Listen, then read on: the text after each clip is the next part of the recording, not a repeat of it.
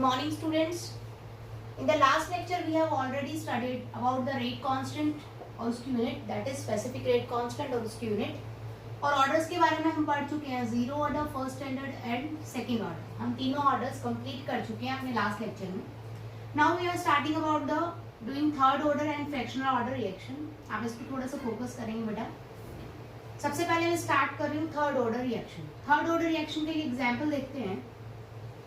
2FeCl3 plus SnCl2 gives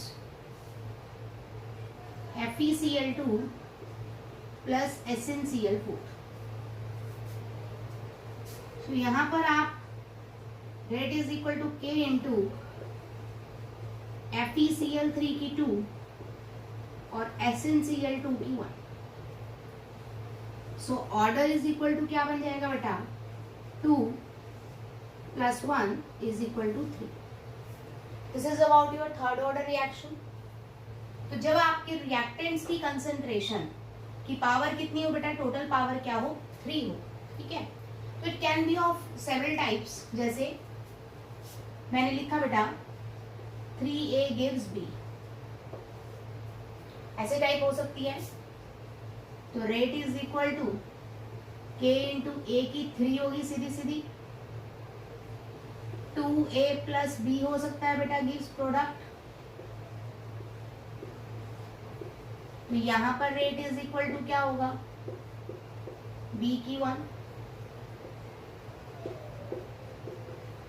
तो 2 plus 1 is equal to 3 हो सकता है बेटा जी. इसी तरह से थर्ड में अगर लिखूं A plus 2B gives product. तो यहां पर rate is equal to K into A की 1 और B की 2 हो सकता है. तो यहां हमारा ऑर्डर हो जाएगा बेटा 1 प्लस 2 दैट इज 3. या फिर मैं A plus B plus C लिख सकती हूँ बेटा जी. तो प्रोडक्ट मिल जाएगा. तो रेट हो जाएगा A की 1 K इंटू B की 1 इंटू C की 1. तो 1 प्लस 1 प्लस 1. यहाँ पर भी रेट इज इक्वल टू कितना आ गया? ऑर्डर कितना आ गया बेटा जी? सॉरी 3. तो देयर आर द 4 टाइप्स. सब टाइप्स इसमें हो सकती हैं.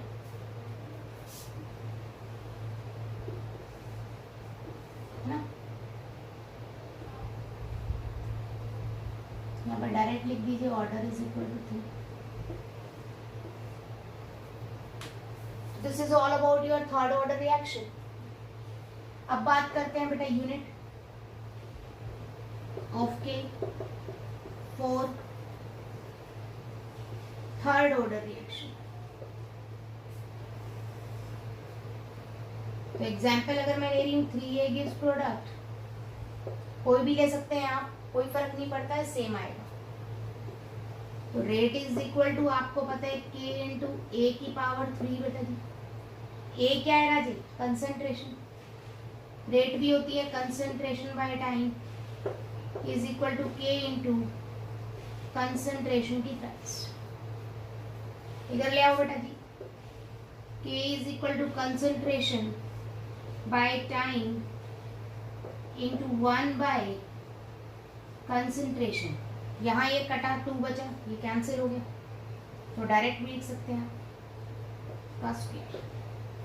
तो कंसेंट्रेशन ऊपर जाएगी तो किसमें होती है बेटा? मोल्स पर लीटर में, है ना. तो उसका क्या हो जाएगा बेटा? -2 इंटू में टाइम के लिए क्या हो जाएगा राजे? This is about your unit of के फॉर थर्ड ऑर्डर रिएक्शन. तो यहां तक आप थर्ड ऑर्डर पे पहुंचे हैं. अब देखते हैं बेटा फ्रैक्शनल ऑर्डर.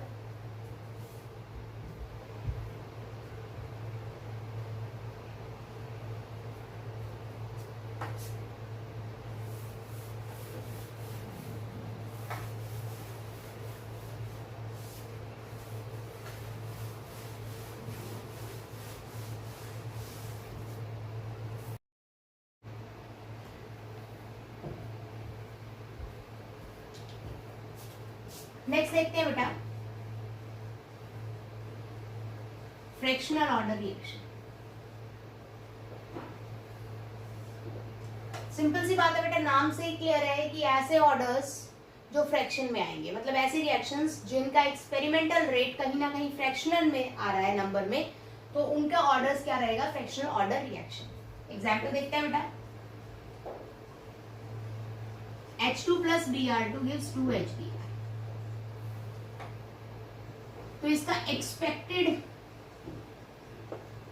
रेट अगर हम देखें तो K इंटू में होगा बेटा H2 का 1 और Br2 का 1। ठीक है बेटा, तो एक्सपेक्टेड ऑर्डर कितना बन जाएगा बेटा, 1 + 1 2, बट इसका ऑर्डर 2 नहीं होता। रीजन, अगर मैं एक्सपेरिमेंटल रेट की बात करूं, क्योंकि ऑर्डर हमेशा एक्सपेरिमेंटल रेट से निकलता है, थ्योरेटिकल रेट से नहीं निकलता, तो वो होगा बेटा K इंटू H2 का 1 और Br2 का 1/2। तो ऑर्डर आपको अच्छे से नजर आ रहा है बेटा, 1 + 1/2 दैट इज कितना निकल के सामने आएगा, 3/2। समझ आई बेटा? तो सिंपल सी बात है, ऐसे रिएक्शंस जिनका ऑर्डर क्या होगा बेटा, फ्रैक्शनल नंबर होगा, फ्रैक्शन में होगा, उनको हम बोलते हैं फ्रैक्शनल ऑर्डर रिएक्शन। ठीक है बेटा, नेक्स्ट इसकी एक और टाइप है बेटा, सूडो ऑर्डर रिएक्शन। सूडो का मतलब होता है बेटा फॉल्स या फिर फेक, झूठा। तो those reactions which likely appears to be, which likely not appears to be, not appears to, या as लिख लो, not appear as first order reaction but actually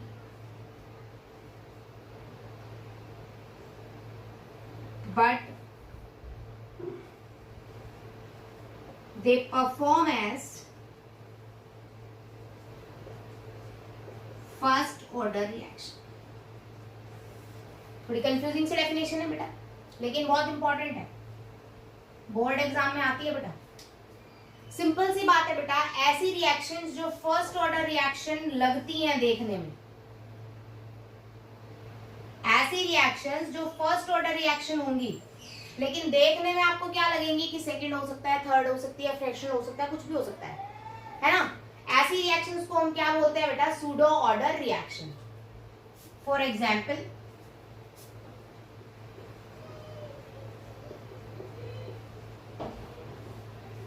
hydrolysis अगर हम यहाँ करते हैं तो C6H12O6 प्लस C6H12O6। हाइड्रोलिसिस अभी आप आगे पढ़ेंगे, this is your sucrose, this is your glucose and your fructose. तो एक्सपेक्टेड क्या है बेटा,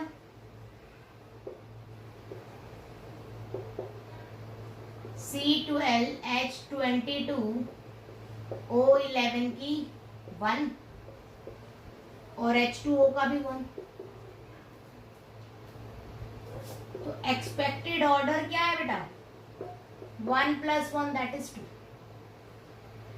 लेकिन हाइड्रोलिसिस में मैं आपको बता चुकी हूं कि इसका अमाउंट वाटर का कम हो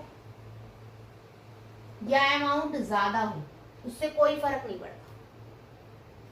मतलब थोड़ा पानी डालोगे तो भी हाइड्रोलिसिस हो जाएगा, ज्यादा पानी डालोगे तो भी हाइड्रोलिसिस हो जाएगा। तो हाइड्रोलिसिस आपका इस चीज पे डिपेंड नहीं करता कि वाटर का अमाउंट क्या होगा, तो दैट मींस ये निग्लेक्ट हो जाएगा। तो एक्चुअल रेट क्या बन जाएगा बेटा, C12H22O11 का 1। और वाटर का क्योंकि उस पर फर्क नहीं पड़ता तो 0। तो ये वो रिएक्शंस है बेटा जो फर्स्ट ऑर्डर रिएक्शन है लेकिन देखने में फर्स्ट ऑर्डर रिएक्शन नहीं लगती, ऐसी रिएक्शंस को हम बोलते हैं सूडो ऑर्डर रिएक्शंस। एक एग्जांपल और आप दे सकते हैं, CH3COO C2H5 plus H2 gives CH3COOH plus C2H5OH।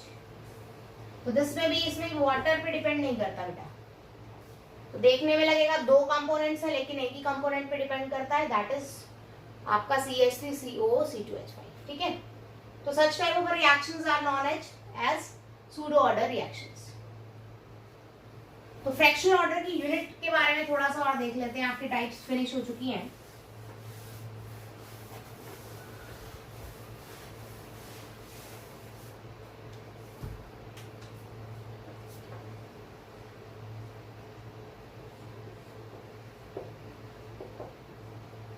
Four fractional,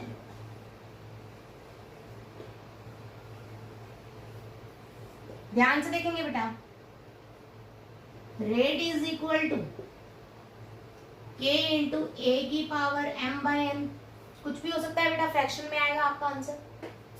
तो rate is equal to concentration upon time is equal to K into, यहां पर भी क्या है बेटा जी, कंसंट्रेशन की पावर m/n। तो K इज इक्वल टू क्या आ जाएगा बेटा, कंसंट्रेशन की पावर 1 अपॉन टाइम की पावर 1 इंटू 1 बाय कंसंट्रेशन की पावर m/n। m/n बेटा ऊपर जाएगा तो माइनस का बन जाएगा, आप अच्छे से जानते हैं, इंटू कंसंट्रेशन की power minus m/n upon time की power, that is a K। Concentration क्या होता है बेटा, लिख लो पहले इकट्ठा करके, 1 माइनस m/n डिवाइडेड बाय में टाइम बेटा। कंसंट्रेशन होता है बेटा मोल्स पर लीटर की power 1 minus m/n upon time के लिए आप लिखते हो बेटा सेकेंड इनवर्स, सेकेंड ऊपर जाएगा तो यूनिट बनेगी मोल्स लीटर इनवर्स की 1 minus m/n into second inverse. तो ये आपकी बन जाएगी बेटा K की फ्रैक्शन ऑर्डर के लिए यूनिट। ठीक है, तो इस टाइप से आप mn की वैल्यू अगर आपके पास है तो आप यूनिट आसानी से निकाल सकते हैं। So this is all about your types of order of reactions. ठीक है, उसके बाद बात करते हैं बेटा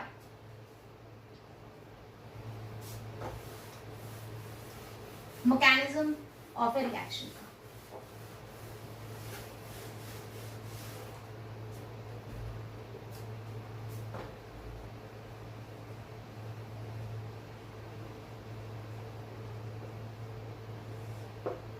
मैकेनिज्म ऑफ ए रिएक्शन, कई बार आपको देखना पड़ेगा कि आप मल्टी स्टेप की अगर बात कर रहे हैं, 2A + B gives product, D लिख लो। ठीक है, तो अगर मैं मैकेनिज्म देखूं तो ये मेरी रिएक्शन 2 स्टेप में हुई है बेटा, मान लेते हैं A + B से मेरे को C मिला बेटा, और दोबारा A ने C से रिएक्ट किया तो मुझे D मिला।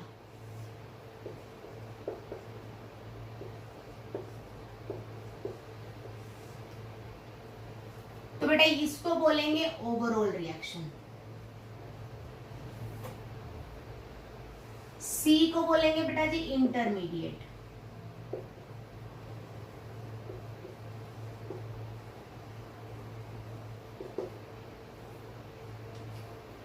तो बेटा आपने देखा यहाँ 2 स्टेप में हुई, this is step 1, this is step 2। मैं कह रही हूँ ये स्टेप मेरा स्लो है बेटा, ये फास्ट है। ठीक है, तो मैकेनिज्म ऑफ रिएक्शन का मतलब है series of reaction which involve, which combine, ये लिख सकते, which combine to form overall reaction। एक प्रॉपर सीरीज है बेटा आपकी रिएक्शंस की, 3-4 रिएक्शंस की एक मिला के एक सीरीज बन गई, जिनको टोटल जोड़े तो आपके पास ओवरऑल रिएक्शन आएगी, मतलब मल्टी स्टेप रिएक्शंस के लिए हम बात करते हैं मैकेनिज्म ऑफ ए रिएक्शन की। जो मेरी स्लो स्टेप रिएक्शन होता है बेटा, उसी को बोलते हैं rate determining step.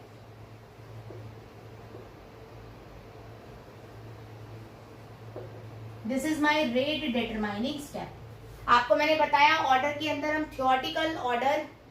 Theoretical rate नहीं लेते, क्या लेते हैं बेटा, एक्सपेरिमेंटल रेट लेते हैं। तो यहां पर जो रेट निकलता है एक्सपेरिमेंटल, वो स्लो स्टेप से निकलता है। तो यहां पर अगर मैं रेट निकालूं तो देखने में लगेगा a का स्क्वायर और b, यहां से है ना, 2a और b है तो a का स्क्वायर और b, बट ये गलत है बेटा। रेट यहां पर स्लो रिएक्शन से आएगा, दैट इज a का 1 और b का 1 इंटू k। तो ऑर्डर देखने में क्या लगा, थर्ड, और है क्या बेटा, सेकंड।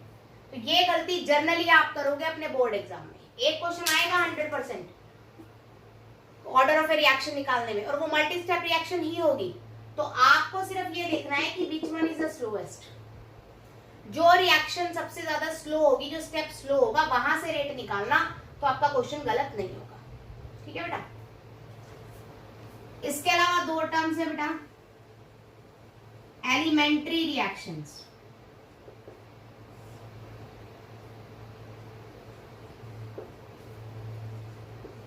जो एक स्टेप में होती हो बेटा, सिंगल स्टेप रिएक्शंस।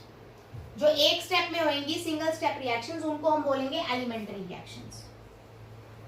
और complex reactions, multi step reaction को हम कॉम्प्लेक्स रिएक्शन बोलेंगे।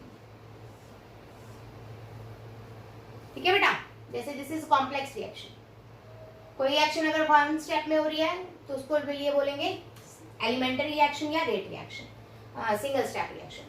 अब यहां से एक छोटी सी टर्म और आती है बेटा, दैट इज मॉलिक्यूलैरिटी।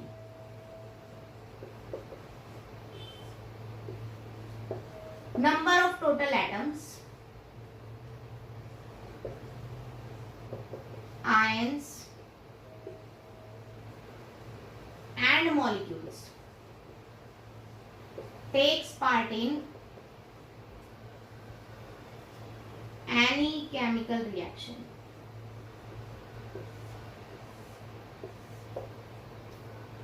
एक्चुअलिटी में थ्योरेटिकल से निकलता है बेटा ये। जैसे अगर मैं इस रिएक्शन की बात करूं तो दो मॉलिक्यूल ए के और एक मॉलिक्यूल बी का, तो टोटल मॉलिक्यूल कितने यूज हो रहे हैं, 3। तो यहाँ पर मॉलिक्यूलैरिटी कितनी होगी, 3। लेकिन अगर मैं ऑर्डर की बात करूं तो स्लोएस्ट स्टेप से निकलेगा, तो ऑर्डर कितना है बेटा, 1 + 1 2। तो एक्चुअल में जो नंबर ऑफ एटम्स आयंस होते हैं, रिएक्ट करते हैं, वो आपकी मॉलिक्यूलैरिटी है। और सिंगल स्टेप में जो रिएक्शन करेंगे रेट डिटरमाइनिंग से, वो आपके क्या होंगे बेटा, ऑर्डर होंगे।